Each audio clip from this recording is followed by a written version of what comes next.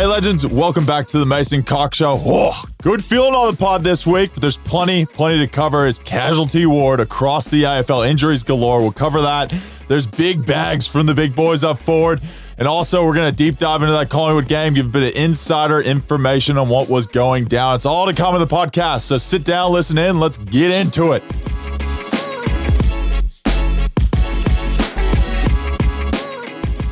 All right, without further ado, welcome, Brayden. Mason, Troy, Oh, the Cox. middle name. He's thrown down the middle name. Oh. When did you learn how to play footy? What the hell was that? I've only had one good game, Brayden. Oh, my God. Lucky Eddie's plan to put a roof on the MCG didn't come off because you would have blown the thing off. But good game. Good game. Thanks, mate. Quiet weekend. Before we go into this, I know we got Clanger of the Week. It's always how we start the podcast, but there is some big news coming out. Not just the weekend's game, but we have a big guest coming on Wednesday. You have to listen to this one. It's going to be an epic chat. Trav Cloak, the great Collingwood man, one of the great AFL players to ever play. He's coming on the podcast. We're going to have a real deep dive into his career. And we had a bit of crossover there. And it was kind of those things, like he was the full forward and then I became the full forward. And then, whoever's next now. It's going to be an interesting chat. So you got to subscribe. Make sure you're looking out for that one. It's going to be a great listen, I promise. And Trav Cloak, one of the nicest humans on the planet Earth. The nicest. But yeah, we touched on the milestones that we achieved last week, but we missed a hell of a lot more too. Like we actually did our 50th episode. Huge. So congratulations on 50 episodes. Congrats to you too. And congratulations to everyone that listens along every week because it is massive. And we're noticing, I don't know if you guys are noticing it, but we're noticing just a shift. And there's an actual feeling there that, we got the pod family rocking with us, the OGs, we got people are actually reaching out, engaging more. Like it's awesome. It's really, really cool. Our numbers are growing exponentially, like really quickly. So like you guys are getting the word out there, sharing our content, which is, helping us out a lot. We love you for that. Oh, it's massive. So there's a bit of a movement at the moment and it's exciting. It's exciting and it's something, we're super appreciative of. It's great to have amazing people listening and having a bit of a laugh, and enjoying what we're putting out there. And it's a lot of hard work that goes in behind the scenes. A lot of it more from Brayden than myself, but it's great to see people interacting and enjoying the content. Like we said, share, all that kind of jazz, and check us out on the different platforms. But just a massive appreciation to start off the podcast of everyone that's tuned in. Hey, and I do the editing, but if you go out there and keep taking marks and kicking snags, it makes my job a hell of a lot easier. I'll provide the content. You just cut it all up. Yeah, my part's the hard part. All you got to do is go out and kick a couple of goals. Not that hard. Let's get into the clanger of the week because there were a couple over the weekend. Now, what was yours, Mace? I've got Nathan. I don't know if people saw this in the game. It was a Collingwood game, bit easy for me. Nathan Murphy dacked Aaron Cadman. But the great part about it was Nathan, I think he was going up to grab his jumper, right? And he missed the jumper, grabbed his waistband, pulled his pants down, ass cheeks, hanging out. But the funniest part I thought was the fact that Cadman turned around and shoved Murph back to the ground. So then, therefore, Murph got a free kick out of dacking someone in the middle of a game. And I was laughing my ass off watching the replay. Couldn't believe that he actually was able to get a free kick out of it for literally doing something he probably should have given away a free kick for. Hey, it's probably about time Murph was due some good luck out there, isn't it? Murph cops the most criticism out of any player. I don't know why, but we just pick on him at the club. I love him. I mean, he's the nicest human, but he does cop quite a bit of flack from the people at the club, and he takes it in stride. And yeah, I think you're being quite generous when you said he was reaching for his jumper because I looked back at it and he missed it by a fair chunk. Now my clanger of the week, and I'm doubling down on someone here. Huge. Whoever does the fixture. Now, I don't know if you missed my last clanger, but the AFL's listening to this podcast, Brayden. I know. Shout out. Hi, AFL. Yes, we're being cautious on what we say, I promise. Now, what's the hottest ticket in town, Mace? You know this. It's the Collingwood Football Club and every damn game they're playing, right? So you got the golden ticket. You got the golden goose. Well, where are you going to put them? Big Friday night blockbuster? Nah. Big Saturday night blockbuster? Nah. Let's bury the hottest ticket in town every Sunday for the next millennium. It's Sunday game, Sunday game, Sunday game, Sunday game. I don't know what the hell they're doing because they knew they were a hot ticket item last year. Because I don't know if you were seeing this last year. I don't know if you were a part of it or not. But Collingwood were killing everyone and everyone was tuning into every bloody Collingwood game every single week. So what do you do the next year? Bloody hell, we better put them every Sunday night. I digress. Sunday night games, come on, lift your game. They're doing the second half of the year fixture. Move it forward. I think, Fridays, Saturdays, get them up there. We're due for a few. We're due for a few. I mean, the fact that you put Carlton versus Collingwood on a Sunday, you're better in that. I'd start to think they're trolling after they do that. You're not doing that because then I like that, marquee game to marquee game. So you're not complaining because you got Anzac Day. Then you're not complaining because you got the King's birthday. But then you get a week off. So, okay, cool. Let's reset. Then they give you another Sunday game. They're just taking the piss. Anyway, that's in my opinion, Mason. But not mad, just disappointed. Just come on. You got the hottest ticket in town. Put them in prime time. That's what I got to say. I'm all for it. Well, we'll get into this week's games. We got the first one off the bat, Richmond versus Geelong. This was an interesting one. Well, I kind of felt like it was coming. You can only prod the Tigers for so long before they bite your hand off. And Dusty did that, kicking 4 snags. Vintage Dusty. I think he's averaging, he's averaging 20 and a goal. And there's only about 5 players in the league and they're all A-listers. So, a bit of heat was on Dusty throughout the year for, is he going to retire? Is it the end of his career? Retire, Dustin Martin. Nah. He's come back, bounced back and kicked 4. Now, something that I did like, and I don't know if you saw this, but Jack Riewoldt, Tom Hawkins, jumper swap at the end of the game. What did you think of that one? Big fan of that. I know there's the funny thing is my jumpers are actually custom because they have to be extremely long. So long boys. There's only 2 of those that exist. So it's kind of going to be one of those things I wouldn't be able to probably do because I'd run out of jumpers. But I would actually pay the club to provide more jumpers for me to do jumper swaps. I think of the cool ones of you've got your Indigenous jumpers, if they did a unique one for Queen's birthday or something, that'd be pretty cool. All those, the Anzac Day one, to be able to swap those would be really cool to hang up. I think King's birthday, whatever it is, if I were able to swap jumpers with Brodie Grundy, awesome. Would be bang, smack up there with Anzac Day jumpers with me just because of the cool, friendship that you have with it, and then also the rivalry that comes with the game and the big kind of time and the big lights and all that. It just would be so cool. And you see other sports that do it.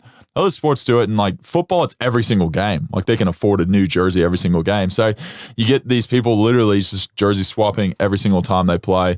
And I'm a big fan of it. I mean, Jack, Tom, both of them, obviously legends of the game. And to them, I guess they probably would have organized it before the game, but yeah, it would be something cool that I think they've got that mutual respect, and now they'll be able to have that jumper hanging up and have a bit of a cool story to tell with it. Jeremy Cameron, we're going to have to start looking at this seriously, Mace, because he only kicked 1 goal on the weekend. Yeesh. We talk about falls from grace. This bloke, he was on track for 100. I don't even know if he's going to kick 40. Mate. If it just keeps trending in the same direction, I'm just putting him on watch. This is something that we got to keep an eye on. I'll just keep checking in with Jez. Maybe he'll have a break, get to the bye, just, have a refresh, go for a fish, come back out. Go for a fish. Start kicking 10 again. The paddock, the cows. We got to jump into this one because it's probably arguably game of the round. West Coast v Gold Coast over in Perth. Battle coast to coast battle. Battle of the Coasts. Now, what I loved out of this game, Matt Rowell obviously copped a lot of shit for eating grass last week.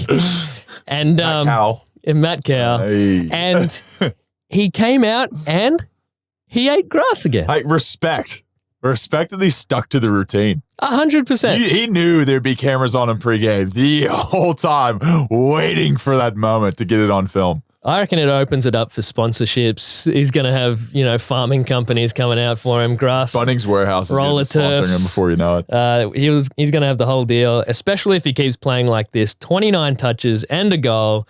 He just ran around dominating the show. One thing that did come out of this game, and we know that West Coast have a plethora of injuries. They got more injuries than they do have fit players. Rough. Jack Darling played through the game with a fractured arm. So fractured his arm in the game and played it out. Now, every time he went to ground, every time he did anything, he's just wincing and holding his arm that they basically sticky taped back together and said, mate, you're just going to have to suck it up. Got no one else. I know you're just rolling around there with a floppy noodle for an arm, but bloody hell, get back out there. Imagine Jeremy Howe's coming off the ground. You're like, mate, Jez, we're going to need you. We're going to need a big second half from you. That's the situation that West Coast are finding themselves in. So ultimate respect to Jack Darling coming out there and playing through a fractured arm. It just made me think, is there been any injuries that you've played through? Because you are a bit injury prone, but they're always really obscure. The spleen was really interesting because it felt like I needed to. This is kind of weird. It felt like I needed to shit and throw up at the same time, Brayden. That's how I knew there was something wrong, properly wrong on my insides. I've had a few other injuries and stuff. The eyes were not painful, just like very different. It was just a feeling and a visual thing. It wasn't actually, there's not like a lot of pain receptors, I feel like. Well, you didn't know one was cooked, did you? Didn't you? Well, one was, like cooked for essentially a year and I was just playing through it thinking I'd be all right, not knowing. And then the syndesmosis is probably one of the most annoying ones, I think, because you really can't put pressure on it, and it's like a 6 to 8 weeker, and it's just frustrating because it's like your feet and hands. If you injure your feet and hands, those are the worst because it's like it's what you need to get around in a marker ball. You can't play without them.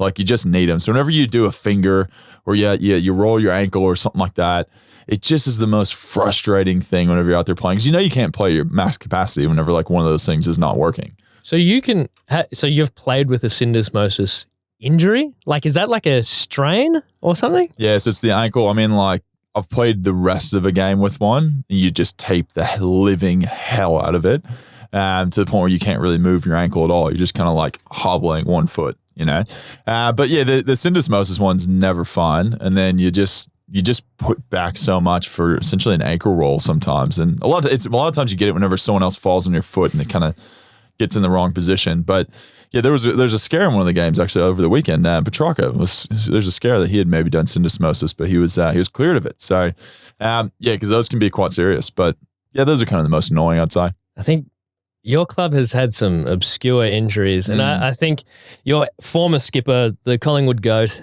he's done a fair few injuries in his time where his finger, the top of his finger is just sitting on a 45 nonstop, and it's... Him and Jared Witts have the most disgusting fingers I've ever seen in my life. It's like that famous photo of like the cricketer, catcher, or keeper, whatever the hell y'all call him, and he's got his fingers going 7 different sideways, and you're like, how do you even... I don't know. I think there's 2 that you might know about. Quinton Lynch, did you ever play with the cue stick? Because he was there for a year. I think he must have left as you arrived. He broke his pinky finger so many times it would sit at a right angle, and he just left it. He still has it like that. What? Now. Yeah. Is there any benefit to that? Maybe I'm not sure. He went that way. And I think from memory, Daniel Chick. He cooked his finger so many times he just cut it off. Just as that just doesn't look good. A nub's better than that finger. Well, I think sideways. When you get to the cue stick level and your finger's sitting at a right angle and you're just getting it caught on shit every day, just be so annoying. I'd be like, cut it off. Give me a little nub. We'll finish off on this coast to coast battle. We got King Kick 4. Big King's going well. Shout out to Big King and Oscar Allen. He is the only positive thing coming out of West Coast at the moment with all those injuries. Shout out to the 2 big boys. They're doing their thing, and that was the big highlight, I think, from that game. But we'll move on to the next one, Swans versus Fremantle. Swans home game. Couldn't get the dub. Ooh. Is it panic stations? Yeah, absolutely. I would almost think that they're probably going to, if they lose another 1 or 2, they're probably going to start rolling it up, I reckon. There's a bit of pressure on them now, isn't there? Yeah, which everyone is saying the stats coming out of it. If you get flogged in the grand final, normally there's a big chance that you miss the finals the next year. We all looked at this young Sydney team full of stars and went, surely they buck the trend here. But it's not looking good, especially Freo had a lot of question marks themselves, and going into an away game, Sydney turned around Freo. They were real question marks at the beginning of the season, and Luke Jackson was copping quite a bit of heat He was copping a lot of heat from WA, and he's been actually really good recently. Kicked 3 on the weekend. And, props up to him because it's not the easiest thing to be criticized the hell out of and be like on the back page of the newspaper and everyone just throwing you down, talking about your contract and how you're getting paid and you're not worth it and this and that, and then you come out and you got to be able to mentally get over that and be able to perform. So it's a credit to Jackson. He's done really well and hopefully he continues on this trajectory. For those out there, now we pumped him up last week because saw it coming. Bit of Nostradamus about Nostradamus. But he looks like their absolute savior up forward. He gives them structure, so good overhead, agile. He can do a lot of stuff, this kid, and he's still just a kid. So it's awesome seeing him over there. And we talked about King and Oscar Allen. So it's awesome seeing these young kids have these breakout games because it is so hard, and we've all seen it over time. It's so hard for these young kids to, develop. Aaron Norton. Yeah. Like he cops so much heat. Crazy. I think he's like 22 or something, which is insane that he's like doing what he's doing. The expectation on key forwards is always through the roof. And it always takes time to develop. Wait till these guys are hitting their, 26s to 28s. Like they're going to be insane. But I'm super pumped for Jackson. Goulden had another crazy game. He got these numbers against you guys last week, and he's continued on with another 39 and 2. Jeez. Just running up and down. Buddy had another quiet one. So we're a bit on Buddy watch at the moment. Whether, they've looked really good without him in the team. Yeah. So now the conundrum is, once you start getting to the point where you're like, maybe we're out of finals, do you start to look more towards the, Buddy send-off show and like do the grand tour where if you announce it, then, fans in Brisbane still get a chance to see him and celebrate him. Fans in Perth still get a chance to see him and celebrate him. If you leave it too late, you probably rob everyone of this opportunity to see this last dance. Yeah, I don't think the Swans are out of finals yet, though. I think they still got an opportunity. And the interesting thing with the whole, you talk about Jack and Tom and Buddy and all these guys that are older generation that are, looking towards probably the back end of their career.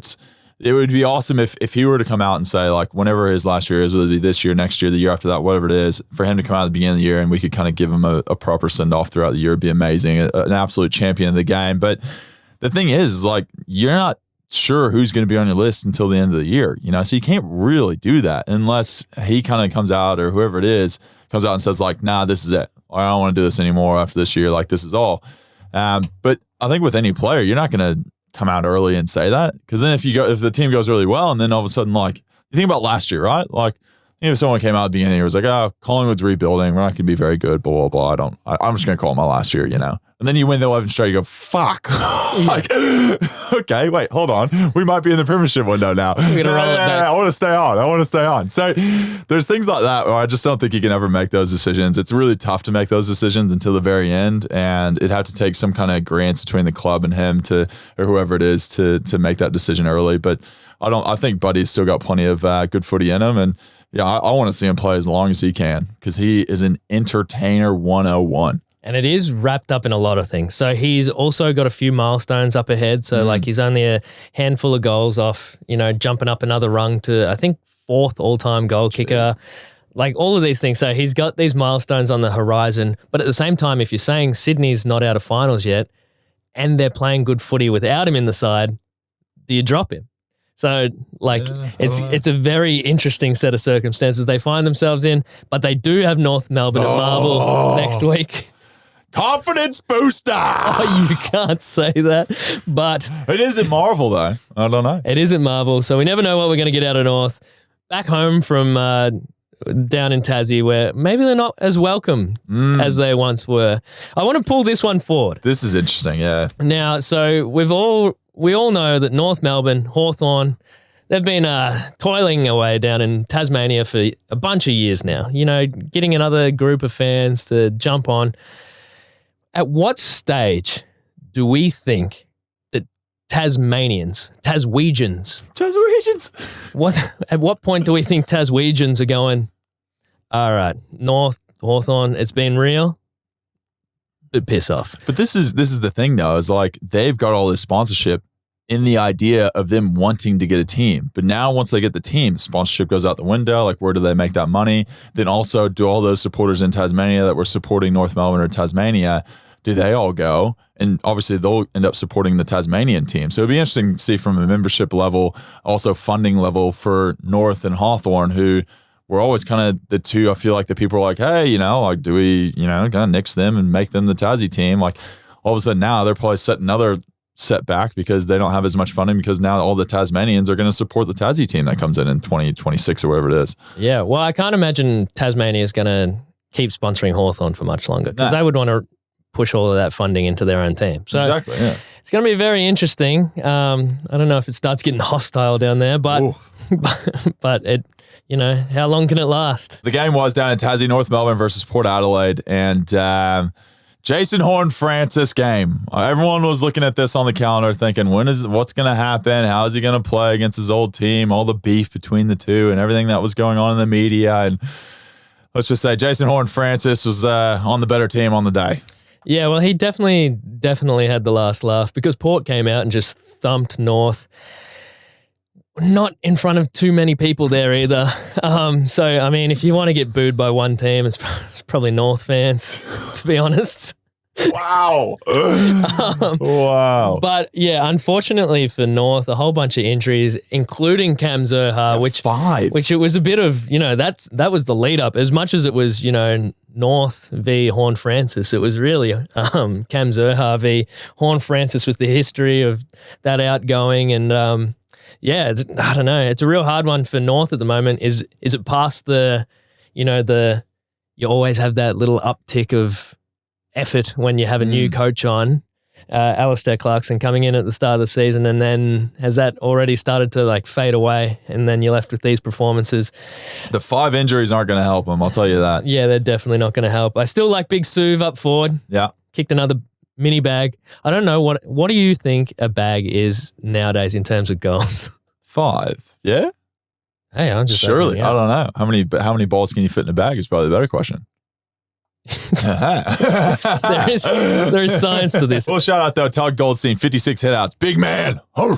The big man, Todd Goldstein. He's still got it. He's had 56 hitouts. You'd be looking at your midfield going, come on, man. Boys, what do I got to do? I'm pulling my weight. You get to the damn bop of the drop of the ball, okay? Oh, it was a massacre out there. Hawthorn v Melbourne. We all knew it was going to be.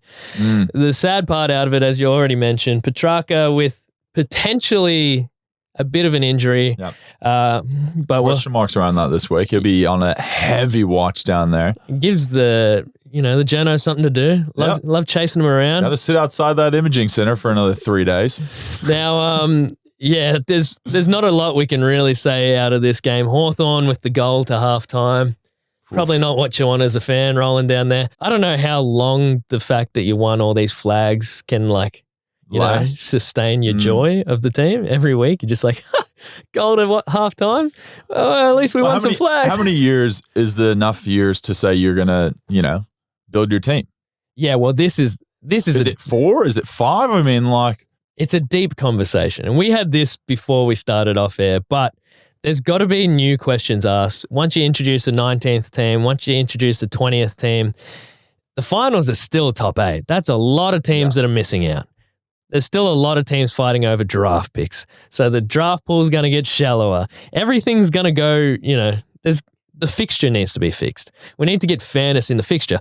Melbourne's versing Hawthorn twice and North twice, and they're touted as, premiership contenders this year. How are they getting 4 potential wins out of those 4 games? I'll say potential wins. You never know what's going to happen, but they get an easier draw like that. That doesn't make sense. Yeah. If you're always talking about we need, equality in, the fixture, it's got to be even games. We've got to be on the fixture this week. We got to be versing everyone once. Yeah. The draft system needs to be fixed, I reckon. So you can't have teams aiming to finish down the bottom. Not saying that anyone is, but yeah, there's a lot that's going to have to get shaken up to fix some of this stuff. Gills kind of hinted at the fact that there'll be 20 teams. To have an odd number with Tassie coming in, 19 doesn't sound as nice as 20, and for fixturing and everything else. So then, okay, you mentioned get to finals, and we had talked about this, is do we do the play-in? Yeah. So I don't want people to roll their eyes at this too, because everyone always says you're trying to Americanize the game or whatever. There's necessity to it. Yep. When it comes to the point where it's there's 19, 20 teams and only 8 of them get to make the finals. Surely you got to open up, the next 9 and 10 slots. Yeah. So half the competition's got a chance at joy in their life. Joy in their life. So you'd probably initially be looking at, the top 6 make it through. Yeah. 7 and 8 versus 9 and 10 to play in to get to the finals. Yeah, okay. And the winner of those 2 versus 5 and 6. Yeah, that makes more sense. So, you'd have to start looking at that. And that's not because we're trying to Americanize it. You got to get some of these teams up into finals. There's teams that are dwelling down there for years. And, on top of all of this is, another brief thing that we can't really dive into because we could talk about it for hours is your free agency because it's not turning out the way that they wanted it to turn out. The smaller teams with no success are having to pay a way bigger price packet to get bigger names into their club. And then I feel that once you get that big bag and you go into a play for a club that's going to be losing every week, what's your motivation, really? And then the alternate is you got all these 30-year-old guys that are still at the top of their game that want to go to a successful club where they can guarantee that they're going to have success the next 2-3 years. So they're just going to the best clubs. Yeah. And they might take, a little cut. Or the lower teams might pay half their salary. Yeah. So it's not really working out. So we're seeing a lot of successful teams stay successful for a lot of years. And if you stuff up this draft or you stuff up, your trade period, you could be dwelling down there for a long time. So you need to be able to have a chance at making finals. So then these top end players can go they technically they finished they're 10th. in the top half. But they we have a chance at finals. Yeah. So and AFL, you know what that also means? More money. More money. That's what you're all about. So that'll be another little golden nugget for you. It equalizes up that competition. Now, this one is an interesting one. We're going to jump into Brisbane v Essendon, and Joey D, big fella, was doing it all, but kicked 6 goals on the weekend. Now, everyone's looking at Charlie Cameron, the electric machine, the Harley rider himself. But Joey D, when you've just got a plethora of forwards up there, they got Gunston, they got Hipwood, they got all these guys that, roll through there, and one of them's going to be dangerous each week. Very tall. A lot of tall boys up there. How did you see this game? Well, Joey D, like you said, kicked 6. His song is Let It Go from Frozen. Huge fan. Let it go. Let it go.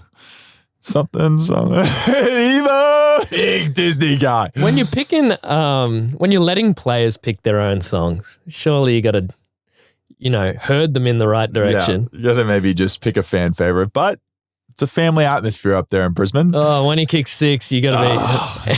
Dude, the little young girls there, the families and stuff are just loving Joey D. But the interesting thing about the weekend with him was Essendon couldn't find a solution for him. At one point, they put Phillips back on him, a ruckman playing a defender on Joey D because it was just a massacre in the forward line. Joey D's 6'10", isn't he? I'd be 6'6", maybe 6'7". Whereas Phillips would be 6'10". So you got a guy who's a bit taller than him, where you wouldn't really have that probably in a forward line or in defense for them. But yeah, he caused all kinds of issues for Essendon over the weekend. And I wonder if it's a bit of one of those things, a little grudge match he used to play for them. And, every time he goes up against them, he kind of gets a bit of extra energy. I mean, that does happen. It does happen. I circled this one because there wasn't a lot of amazing games on the weekend. I'll just put that out there. I think they blew their load. What was that? when there was Thursday night games, when they were doing Thursday, every round was just banger after banger after banger, and then they went all the way up until the Anzac Day game, and then they were like, "We're out of good stuff. We're out of good. Wrap up the Thursday nighters, no more of them, and then just roll out all this crap."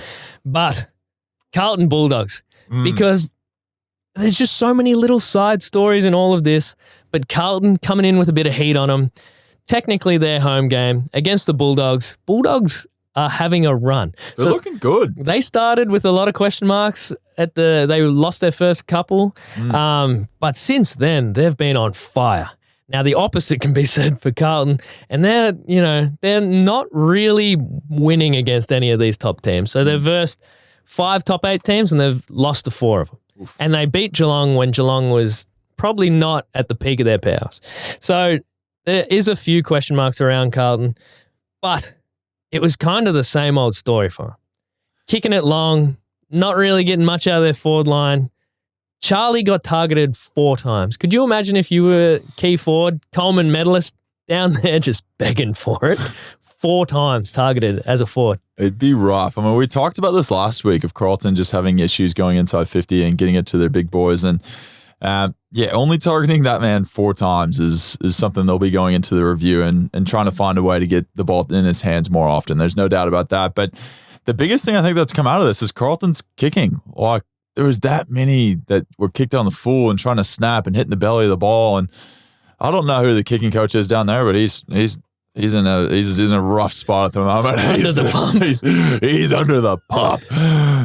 But yeah, it's one of those things. It's a confidence thing. It's sometimes, it's one person misses one. That pressure of, oh my gosh, please not be one of those days everyone misses it. Oh, I'm up next. Oh no, I don't. Oh my gosh, and it just plays in your head.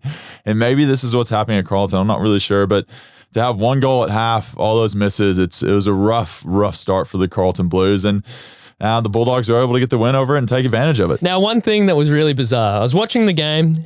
Charlie hadn't been sighted. Yeah. But then big Matt Owies. Streaming out of the square. He's doing leads, clunking marks. It's like you got these 2 Coleman medalists sitting up there and you got Clear the paddocks. Clear the paddocks. Owies up there, clunking marks, sinking set shots, doing the Carlton jumper pull, getting the crowd into it. It's a bizarro world down there at Carlton. I have no idea what the hell's going on, but, that's one for Vossi to figure out. What I will say, Bulldogs absolutely flying. Fast ball movement. It's looking great. Getting it down there to Norton. But then they got a couple of others. Rory Lobb, another one that's come across and he's starting to feel his place in the team, starting to kick some goals. So it's going to be a massive game. Sets up next week for Carlton v Collingwood. Massive. And it was interesting. Cripps got out of a fine. He got a fine, got out of a suspension for pulling hair. Don't see many hair pulls. Don't give any. There was, I think, one with Nick Nat-Nui years ago. Someone pulled his dreads, but yeah, Cripps, I'm sure he hired the right lawyers and he got the right people in place to make sure he didn't get suspended, as he always do at Carlton, as they always do. And hey, Melbourne took after them. They probably hired the same lawyer last week, and they got out of it. Just a little $1,000 fine for pulling hair. So, but it was Bailey Smith. Maybe he just wanted to touch the mullet. Yeah. Well, what happens if maybe it's just a bit natty, like, and it's not properly combed, and the hand gets stuck in there. Maybe it's on him, not on Cripps. I'm not really too sure. But where does that fit in the MRO table? They've got like high contact, like whether they meant to or not. Like, does hair pulling come into maybe a box somewhere for the MRO? I'm not really sure. Right up there. 6 weeks. 6 weeks. We'll jump into this one because it was a really entertaining game. Adelaide v St Kilda. Saints starting to slow a little bit, but it's only because they're coming up against really good competition, and Adelaide is just that. Yeah, do you think this game was Adelaide being good or St Kilda not being up to scratch? I think Adelaide is, I know you guys managed to beat them there. 1 point, yeah. But it's a massive challenge. As you and the boys would know, to go over there and beat Adelaide, it's a real fortress for them again. And it was a bit of a throwback because Tex Walker. That's a roundhouse kick by Chuck Norris, ladies and gentlemen. Tex Walker. He came out and kicked 5. So he's just another one of those, these old key forwards that are also still getting it done, still up the top of the goal kicking table. Your boy, one of the big old rucks. Can you get a bag of hitouts? I think a bag is probably like 50. It's a Todd Goldstein bag of hitouts this week. Rowan Marshall, 1 hit out away from a bag. He had 49 to O'Brien's 39. And O'Brien's a good ruckman. Rowan Marshall, I think, is one of the best out there. The biggest thing with him, though, is he just has to stay healthy. They're a totally different team whenever he's playing well, whenever he's getting out and about and taking marks around the ground and getting hitouts. He's a very, very good player and a man with a beautiful haircut. I've got it. If you have a dominant game, call you a plumber. Plumber. Because you got more taps than a plumber. Oh, let's go. I'm all right. I'm all right with that. Yeah. 50 plus, you're a plumber on the week. So, Ross Lyon gave him St Kilda the mulligan. It's like, all right, boys, we played pretty well. Come over here. Have an off performance. Yeah. It's like, I think we've been playing pretty consistently. Consistency, the key word. We've been playing pretty consistently. Every now and then you drop one. I think this is a smart play by Ross, because if you go into depth and you start dissecting it too much, you start to lose that confidence and faith in what you're doing. Whereas if you just go, hey, boys, forget this. This is done. Move on. Let's focus on the fact that we had a lot of good games in the beginning of the season. We had this momentum. Let's continue that. Let's just totally ignore that this happened, and let's try to move back to what we were before. I think it's actually a good play by Ross, because as players, you don't want to get in this mental head game of thinking like, oh, we're off now. Our momentum's gone. We don't know what we're doing anymore. We're going to question everything. It's like, nah, go back to what was working. You had one bad game. These things happen. Just move on. Let's try to continue the momentum we had at the beginning of the year. And I think it's a smart play by Ross Lyon. Because otherwise you can sit there, right? You come off a game and you're thinking, God, I don't want to go in for the Monday meeting. I don't want to go in. It's a real no eye contact with a coach type deal. But if they tell you after the game, all right, boys, let's not stress. Put this one aside. There's one person we know that doesn't stress anymore. It's old Rossi Lyon. Woo! They walked into the rooms. The reggae was playing. One love. Rossi's. Now, let me intro this because I got a little something. something. Get Rossi on the podcast at some point. Oh, That'd be good. should. That'd be good. The hot box with Mike Tyson. You got the smoke billowing out the windows. Wind down the windows like the manual ones. I might have to zoom in on that one. I like that one. But here we go. The moment everyone's been waiting for. Well, it's a big show. What is this? Oh, it's a big bad show tonight. Well, it's the big show, Mace. I have never heard that song in my life. Well, it's the big show. Okay, yeah. Big show, WWE great. The big show. Okay, yeah. 7 foot, 500 pounder. Well, he paled in comparison to Mason Cox on the weekend, who absolutely dominated the Giants. They weren't Giants. This man was the Giant on the day. I'm talking about like you kicked 12 goals. You're hyped. We'll get into it. This is why everyone's like, I fucking hate that guy. Because every time he plays an okay game, everyone's like, this guy's a king. But let's jump into it because the game kicked off in an outstanding fashion. Bobby coming up against his old side for the first time, and what's he do? His 50th game, comes up against the old rivals, his old team. He goes, boys and girls, I'm stuck in the corner. What am I going to do? I'm just going to dribble this one through like an absolute G. He did everything right too. He looked inside so many times, and he's like, fucking boys, come on, give me something. But dropped it on his foot, dribbled it through around the corner. It was so pretty. It was very pretty. Very Bobby-esque. Oh, the dazzler. But let's jump into your game. So, during the week, your first ruckman, Billy Frampton, groin injury at training. Second ruck, Mason Cox has to step up. Let me explain this. Billy Frampton goes into training, right? And he's going, Mason's back. Don't need to go into the ruck anymore. Boys, going back to the back line. Gonna just show face for a little bit. God damn. He goes back. He plays well in training. Goes well in training, right? Very end of it.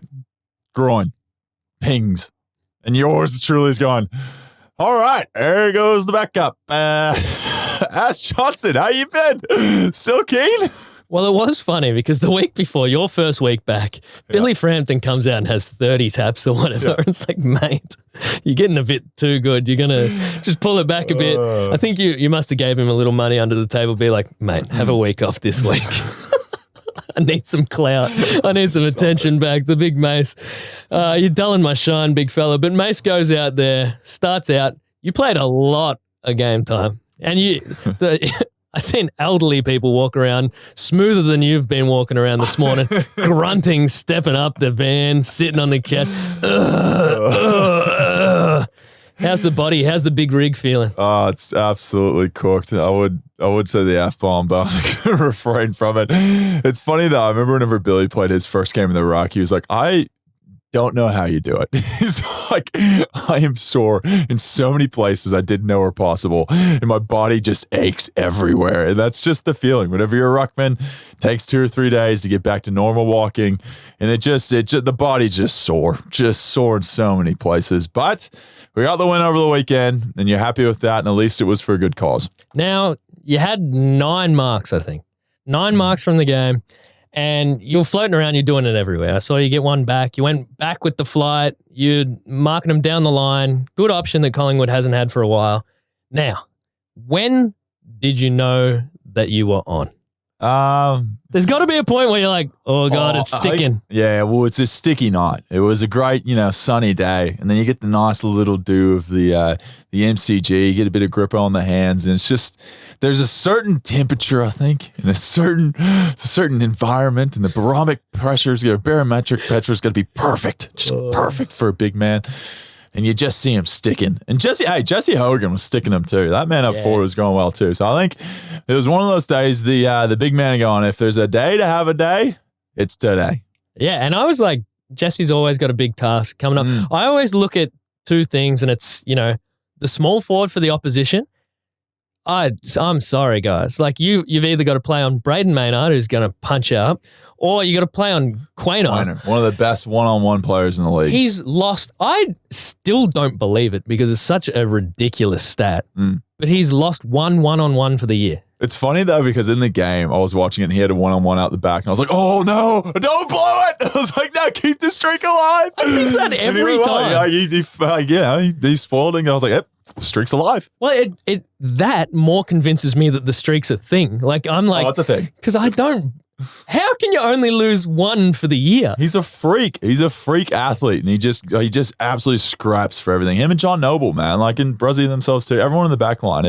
You see these players, they just refuse to give up. Let's walk through your game because there's a bit to dissect. So you started well, clunking a few marks, drift forward, take a mark, 50 out. I'm going to say 50 out. So you would have gone back, probably have to kick it just outside 50. What's going through the head? Well, the first thing is, where's the handball received? I'll look it back. Braden, Maynard, Jordy, someone. No, I think at one point Braden was like, no. And then there's someone next to him. And then Jordy asked for it, and I really probably should have gave it to Jordy. I'll be honest. And I was like, got to the point, there's maybe 10, 15 seconds left. I've exhausted all my options for a handball receive, and I've gone, top of the square? Do we kick top of the square? Piss off. I'm sure Checkers is probably pointing. He's going, he's no chance of making the distance here. Just pop it up. I'll try to clunk one. And I've gone, nah, I've got this, mate. I've got this. I've shown plenty of promise from 50 out. The Babe Ruth points into the stands. This one's going long, fellas. We're giving a fair whack at this thing. And I think you told me, I think my plant foot was 51 meters. I got proof. It was outside 50. It's proof. And as soon as I hit it, I struck it. I knew it made the distance. God knows where it was going to go. I knew I made the distance, and that was my big question mark. So as soon as I looked up, I just kind of had about the 3 seconds to watch it sail through. Gave the Peter Pan pose and just gave the little tick of the box. I had full faith.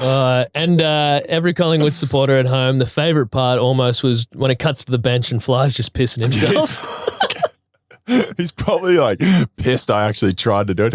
He's probably thinking like I was with Jaden Stevenson. Remember he tried to barrel one from 55 and slotted it. He's probably already got the bake sitting in his head. He's like rehearsed it. He's like, when he gets to the bench, I'm going to hit him with this one. It's a good line. I've got a good joke for him or something. And then he's like, the bench and he goes, how much confidence do you have on that one? I said, none. Just as much as you probably had on that.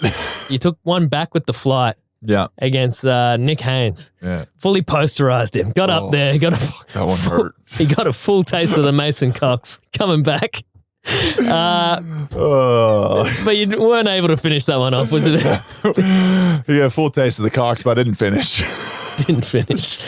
Unfortunately, couldn't finish. But you did get one on him later and just went and let him know about it. It wasn't really on him. It was on Flynn, but he ended up standing the mark. Whenever you take a mark on a ruckman, right? Like let's say you're a ruck 1v1, you've pushed forward into the forward line, you take a mark on him, you want him to stand the mark. You want him just to stand there and be like, you know what? Yep, this is your fault. This is all you're doing, and you're going to enjoy this little spectacle that's about to unwind in front of you of kicking a goal in front of your face. Ruck v. ruck stuff. It's a real one-on-one, just in the head, between the ears type mentality thing. And unfortunately, Haynes is that went on the mark. And I didn't realize it until after because I kicked the goal and I kind of jogged up thinking it was Flynn. And then just the last second I realized it was Haynes. And I was like, oh, sorry, I just can't really talk. I'm not here to talk shit to you. You just walked right up to him and just stood next to him. It was the last second I realized you're not the person I want to talk shit to. But I do want you to walk through this the back with the flight mark was actually super impressive. Really good kick coming in from, I'm going to say, McQuarrie. Bo, who had a absolute off the charts game. It's because his mom gave the greatest pop-up speech of all time before the game. Oh, his mum's iconic. Hilarious. The first selection video, if you haven't seen that one, go back where she's just baking him in front of all the boys. But he sees you, I'm going to say he sees you, streaming through the guts. How far away did you run from? Did you know what was coming? Did you fear for your life at any point? To be honest, I was probably lazy coming back in defense. Just late on the scene. Late on the scene. I was like, oh, cherry pick. Here we go. Now, once I saw Bo kind of break free, you can see everyone in front of you and where everyone's going. Everyone was just kind of pushing forward, lengthening, and no one was through the middle. So I was just kind of trotting there going like, waving my hands, going like, Bo, please see me inside. And the fact that they all popped in front, I think, the defending, Bo kind of looked like fat side and he just sees this big giraffe just stumbling forward and just goes, yeah, I'll just throw it up in the air and hopefully he comes down with it. And I didn't have anyone on me. So Nick Haynes was, I think, playing on Jamie Elliott, I think, who was lengthening the goal square, whoever it was. And he pulled up. Jamie was like, oh, I'm not getting involved in this. He was like, nah, I'm good. But the thing is, though, is like if I don't make that mark, then Jamie's their ground level. It's a goal anyway because we've got an outnumber. So, that was kind of the play-by-play. But, yeah, happy that Bo kind of saw me out the corner of his eye and decided to pop one up. It was, I just couldn't help but think, it's a real poster from the, NBA. Legs wrapped around this poor guy. I didn't see him at all coming either. It hurt. Oh. What did hurt? Yeah, it hurt, Braden. You don't need to say anymore. Now, there was a circumstance, and I think this every time, but there was a ball up on the goal line, and I'm thinking, don't hit it fucking through. Now, why was everyone laughing down there? Okay, so in my head, right, I'm still learning a few things, Braden. I'm still learning what's acceptable and what's not whenever it comes to umpiring, and I'm learning, like all of us. And the ball up maybe 4 or 5 meters out from the goal line. And in my mind, I'm like, easy, just throw it through. All good. And I just lock eyes with Tom Mitchell. And I think he sees it in my eyes. He's like, you dumb fuck, don't do this. Don't do this. And he looks at me and goes, do not punch it through the point post, Mason. I was like, what? It's like, do not punch it through. It will be a free kick against. And I was like, oh, that's interesting. So I was learning in game, in real time, rules about the game. So Tom gave me a little bit of a help there, which was quite funny and made me laugh during the game because I legitimately had no idea. And then you put one down. I think we had a second stoppage, whatever it was. But I learned a lesson in the middle of the game, and that's not to punch it through as a ruck contest. You're only almost 10 years into the game, so it's the first time it's happened to me. So to be fair, it's a fast-changing, fast-evolving game. Now, I want to talk about one last thing because I know Sarah, like, she interviewed me after the game. She said about these fantasy point things. I don't understand how they work, to be honest. I'm still question marking it. But she was like, you're like 2 or 3 points off, like getting your high of fantasy points, whatever the F it is, right? And it made me think, because at the end of the game, sitting on the bench, there's maybe 5 minutes to go, and Jared Wade's high performance manager goes, do you want to come back on? Like we need to pull Checkers off between you and Will. And I was like, yeah, I'll go back on. And then Will was on the other side of the bench, and Checkers kind of came off, and he kind of looked at me, he's like, nah, Will, go ahead. And I kind of like looked at Will. We were just kind of laughing about like, who wants the last, minute and a half of playing, like who wants to go on? Will goes on, just runs straight to the goal square and just gets a free goal. Just a free goal very into the game with like a minute left. And I was looked back to Jerry Wade. I was like, that motherfucker. And he just had an absolute laugh. The fact that I just gave him one to just have another little breath on the sideline, just chill out. Well, I guess you got to let some people have a go, Mace. You're out there, just give someone else a kick. That would have got you to 20-3, which would have been pretty good. That would have tipped you over the data ranking points score Who knows thing that like no one knows what it actually means. I don't bet. I don't know how these things are calculated. I have no idea. Because it's like a sports data thing. It's not. Is it not sports? It's not betting. But it's like fantasy points or something. I don't know. Someone that you would have been sitting alongside on the bench, Scott Pendlebury, taken out of the game. Yeah. Is there anything wrong with the Rolls Royce Scott Pendlebury? Nah, I don't think so. I think he's all right. I asked him after the game. I said, "You all right?" He said, "Yeah, all good." I think you get to the point where the sub, right? Like the sub brings extra energy in, but we didn't have any injuries on the day, so it was kind of one of those things of like, who do you take off and conserve energy from, and like maybe try to extend their kind of season. And I was like, oh well, Pendles can come off, and like, he's an unselfish player, and then Reef goes into the forward line because like he just you don't want to have the sub sit there the whole game and not play. It's like you might as well bring in fresh legs. So it was probably the awkward one of, I mean, like, I think Bobby, it happened to him a couple of weeks ago. Bobby came off and, he got subbed off even though he was playing all right. But it's that whole thing of like, who do you kind of take off to bring in fresh legs just because you have that option? And I think Pendles was just the one on the day that, maybe it was just like, you know what? I'm good. I've done my job. I've played 139 games. I've won at the MCG and broken the record today. I'll tick the box. I'm good. I'm just gonna hang out in the back bench. Most wins ever at the MCG in the history of the sport. That's pretty cool. It's a pretty big achievement. Credit to him. And he just keeps ticking them off, and he's still he's gonna keep pushing that for a long way yet. And we got Darcy Cameron looking at coming back in the next. Is he gonna be? He might be back this week, DC. Which would be big. Yeah, it's massive. I mean, like, it was a real kind of like nervous time for him whenever he had his knee injury and wasn't really sure what happened. And he's been hitting the gym. He's been hitting the gym and running and everything else. Like, every time I go in there, he's just sweating a storm up, whether it be lifting weights or just getting off the track. Like, he's been putting the work in. So he's set to hopefully have a really good comeback. And if he's available this week, they'll probably offload a bit of that ruck stuff from Ash Johnson, and they'll be back to kind of normality with myself and DC splitting that ruck role. So exciting times. And, you got the other players. I know Lippa's coming back hopefully soon, and Dan McStay's coming back soon, hopefully. And some of these players that were probably in our best 22 come round one are now kind of getting healthy again. So hopefully we can, cross our fingers, get them back as soon as possible, and then have a healthy team. And hopefully take the pressure off them to have to return quickly, because you're getting the wins. It's not like, God, I got to come in because we're under the pump. It's good that hopefully these guys can have a proper recovery and then have a full tilt at it in the second half of the year. Now, let's jump into this. Last thing on the pod. Next week. Huge. Carlton, Collingwood. Pop-up. Traditional rivals. Sellout game, we'll assume, even though they've buried it at Sunday. Now, this is what I want from you, right? This is to finish the pod. Yeah, okay. Big week. Everyone jump on, subscribe. It's going to be a massive week moving forward. Jump on. Make sure you don't miss the drop of the Travis Cloak podcast, right? All the formalities out of the way. This is what I want from you. You can ask for a goal celebration or something. No.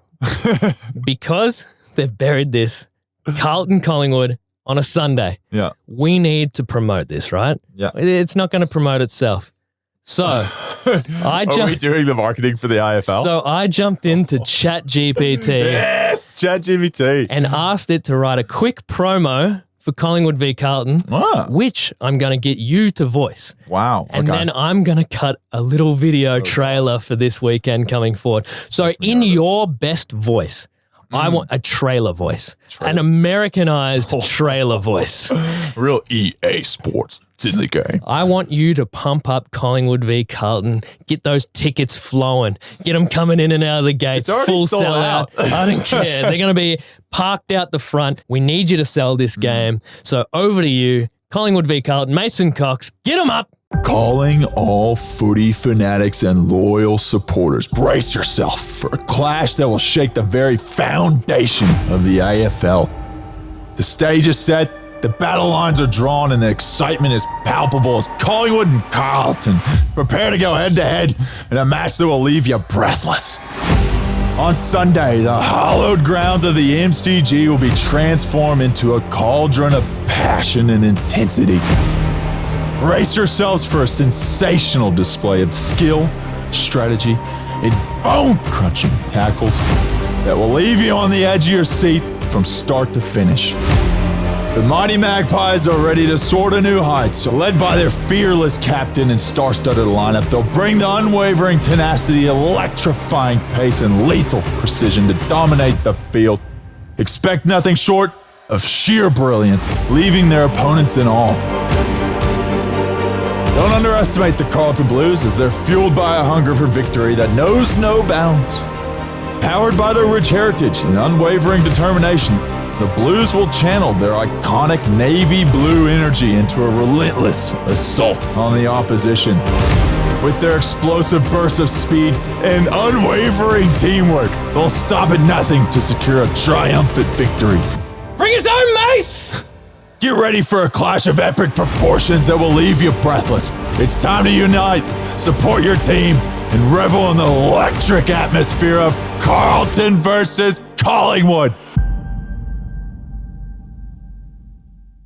Thank you for the love. As we mentioned at the beginning of the podcast, like, share, everything else. You, ladies and gentlemen, are the reason we do this, and we appreciate everything you've done to help us grow and continue to grow. Thank you so much, and continue this amazing community we have here. So enjoy the week ahead, and we'll look forward to next week. Peace.